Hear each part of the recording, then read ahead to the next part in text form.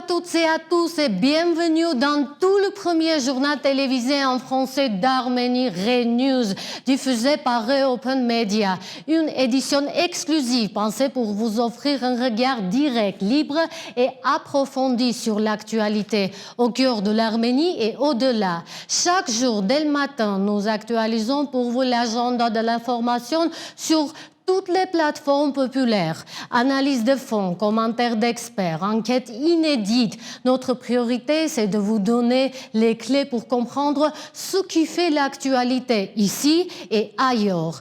Retrouvez-nous sur YouTube, Telegram, Instagram, X, Facebook, Spotify et bien sûr sur notre site reopen.media. Abonnez-vous pour ne rien manquer. Alors, commençons. 2 mineurs originaires de Sunik se sont égarés et ont fini de l'autre côté de la frontière en territoire azerbaïdjanais.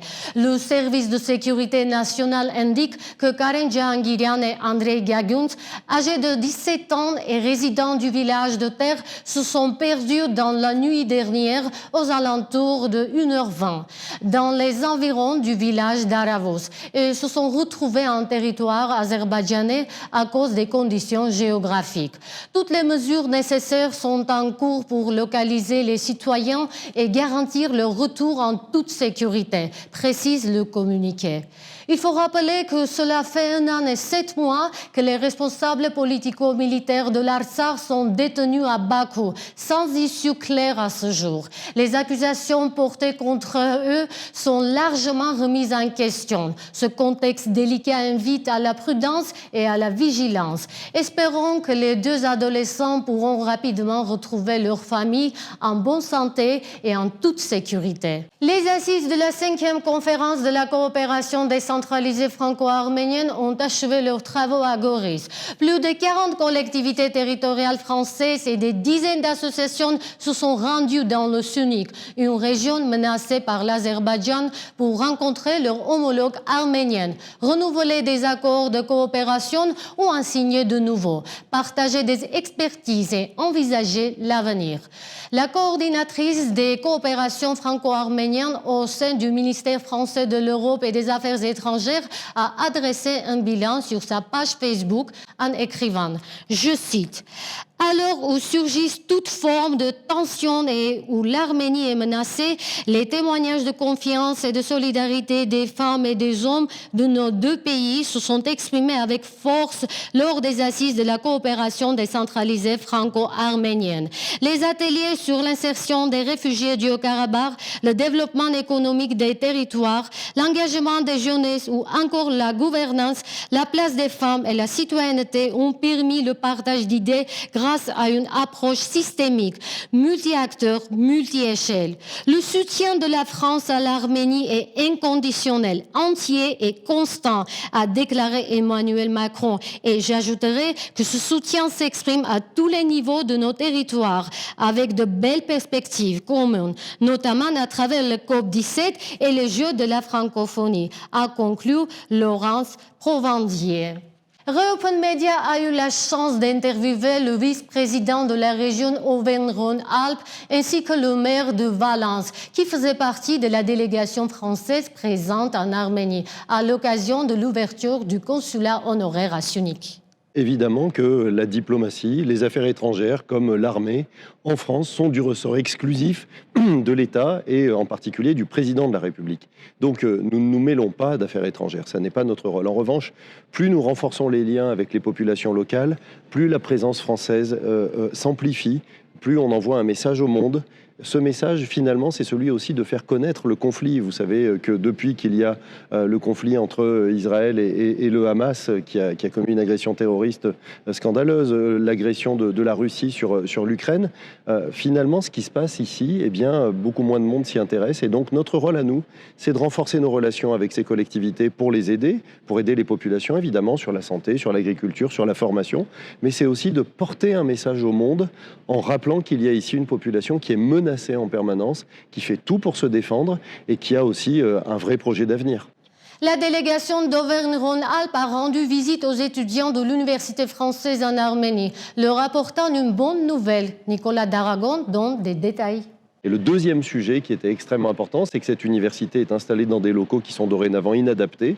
En attendant le grand campus que le Premier ministre a décidé de construire à Ashtarak, cette université va déménager puisque le gouvernement arménien a décidé de mettre à sa disposition l'université agraire. Et pour déménager, il y a 2,6 millions d'euros de travaux. La région Auvergne-Rhône-Alpes, au travers des propos de son président Fabrice Pankouk, a tenu l'engagement qu'avait pris Laurent Wauquiez il y a maintenant 3 ans de contribuer financièrement. Et nous avons annoncé que nous financerons 60% de ce budget, ce qui est extrêmement important. 1,5 million d'euros qui vont être versés. Et maintenant, il reste à trouver un peu plus d'1 million. Vous pouvez retrouver l'interview complète sur les réseaux sociaux de Reopen Media ainsi que sur notre site officiel reopen.media.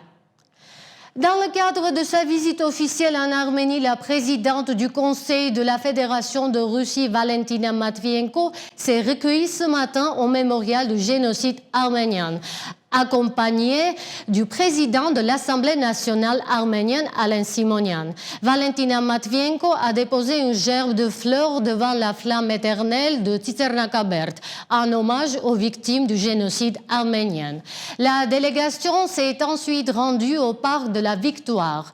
Là encore, Matvienko, toujours aux côtés de Simonian, a rendu hommage aux soldats tombés lors de la Grande Guerre patriotique. Le principal objectif de ce déplacement est la tenue de la Commission interparlementaire de coopération entre l'Assemblée nationale de l'Arménie et le Conseil de la Fédération de Russie. Lors de la séance, Valentina Matvienko a déclaré que la Russie est pleinement engagée dans le développement et l'élargissement d'une coopération multiforme avec l'Arménie. La Russie accorde une grande importance à la coopération interparlementaire ainsi qu'à la fraternité avec l'Arménie et aux liens d'amitié unissant l'Arménie aux peuples alliés de la Russie. Pendant ce temps, devant l'Assemblée nationale, des groupes opposition anti-russes s'étaient rassemblés, brandissant des drapeaux arméniens et de l'Union européenne. Parmi les organisateurs, Arman Babadjanian, interrogé par notre équipe, a précisé qu'ils étaient venus pour faire entendre leur message au moment de la sortie de Valentina Matvienko. Fascisti! Fascisti! Fascisti! Un peu plus tard, des partisans de l'amitié arméno-russe ont eux aussi rejoint les abords de l'Assemblée, avec des drapeaux russes et des messages de soutien. Quelques échanges vifs ont eu lieu entre les manifestants des deux groupes, sans débordement majeur.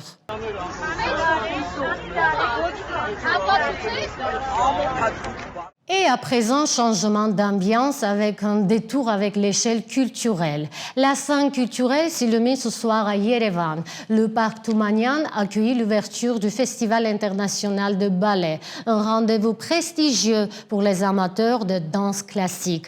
Près de 600 millions de dirhams et 16 jours de préparation ont été nécessaires pour organiser cet événement, qui promet d'être l'un des temps forts de la saison culturelle. En ouverture ce soir et demain, la troupe légendaire du théâtre Bolchoï de Moscou se produira avec deux grands classiques, Gisèle et une soirée gala-ballet. C'est la première fois que je viens ici et c'est merveilleux.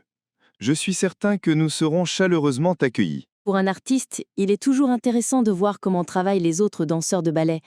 Par exemple, moi je n'ai encore jamais dansé en plein air. Ça sera la première fois.